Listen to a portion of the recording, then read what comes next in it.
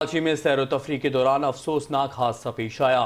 Mangu Pir northern by پاس کے قریب نہر میں باپ ڈوب کر جاں بحق، بیٹے کو تشویشناک حالت میں اسپتال منتقل کر دیا گیا۔ تفصیلات جانیں گے اس رپورٹ میں۔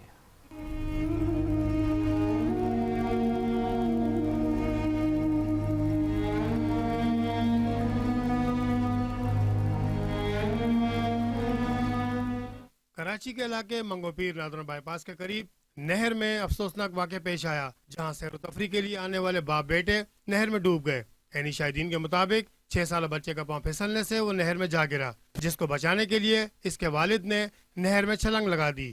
باپ نے بیٹے کو تو بچا لیا، تاہم خود پانی کے تیز بہاؤ میں بہہ گیا اور جان کی بازی ہار گیا۔ خاندانی ذرائع کے مطابق مجید اپنے اہل خانہ کے ساتھ سیر و تفریح کے لیے نہر کے قریب آیا تھا۔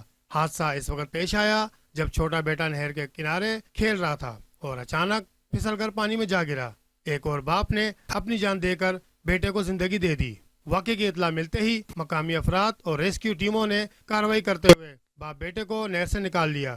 دونوں کو فوری طور پر عباسی شہید اسپتال منتقل کیا گیا، جہاں باق شخص کی شناخت 45 سالہ مجید ولد معروف عمر کے نام سے ہوئی اور تشویشناک حالت میں موجود 6 سالہ بچے کی شناخت شاہد ولد مجید عمر ہے۔ ذرائع کے مطابق دونوں کا تعلق پٹھان مسعودی قبیلے سے ہے۔